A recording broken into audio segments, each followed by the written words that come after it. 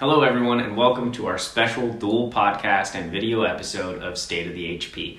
I'm your host, Mike Glasgow, and we have 3 huge stories for you tonight. The first story is a new one for the HP and something we never thought we'd have to deal with. The HP is involved in a legal situation regarding a former team member. About 2 months ago, the HP recruited and brought onto the Comp Apex roster Mayuki, a BR in Arena's Pred.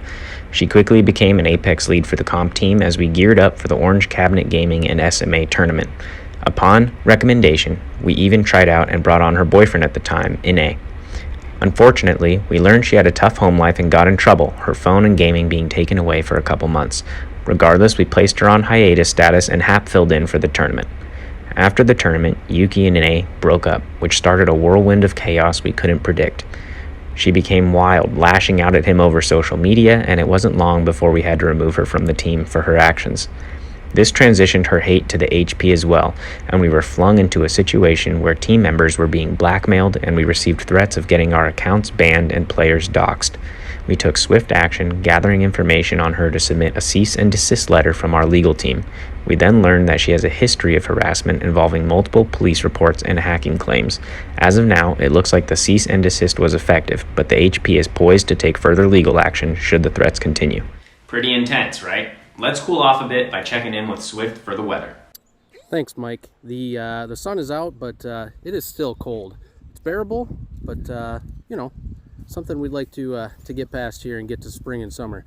By the way, did you guys know, just for the record before I send it back, I'm Haptic Glitch's #1 fan. Back to you. Thanks, Swift, and nice shirt. Our next story is again filled with drama, but I'm sure most of you are familiar with this one.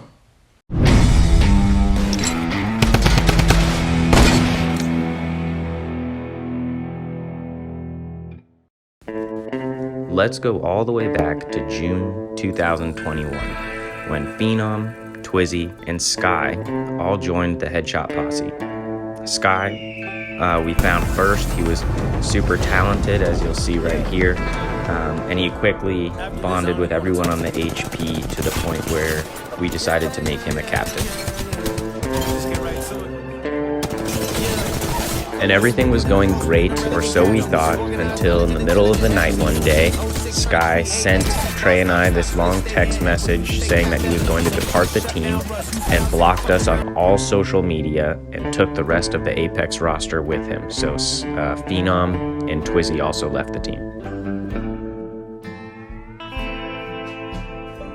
And we knew Sky was lying because just the next day, he joined SMA, another team that we've worked with before in the past. But of course, it was just a matter of time before Sky betrayed SMA as well, deleting their Discord server and burning that bridge as well. With nowhere left to go, Sky reached out to both Trey and I with an apology, and you can see that we flamed him in response. He took this as an opportunity to badmouth SMA, and we discovered that he had been badmouthing the HP this entire time as well. So life continued on. Sky was a free agent, Phenom and Twizzy as well, and SMA decided to host a tournament with Peak Alliance. And this is when we discovered that Sky and Twizzy had formed a new eSports team out of the wreckage called Third Eye eSports. They performed really well in the tournament, and as you can see, even beat the HP. After the tournament, of course, in their private Discord server, they were bad-mouthing the HP again. And then it turns out that SMA believed that Sky influenced his own players to depart the roster to join Third Eye. After burning bridges with 2 previous teams and poaching players from another team, the HP decided to release this t-shirt to our merchandise store, which, as you can tell, is essentially part of the text message that Sky disappeared from the HP in the middle of the night with. And while just an inside joke that only a few of the involved people would understand, it generated lots of revenue for the HP. It all just comes down to one scummy individual making poor decisions, burning bridges in the interest of selfishness, and then remaining toxic after the fact, bad-mouthing other teams, not being sportsmanship-like in conduct in tournaments, and so I guess you could say that there is a fair share of bad blood.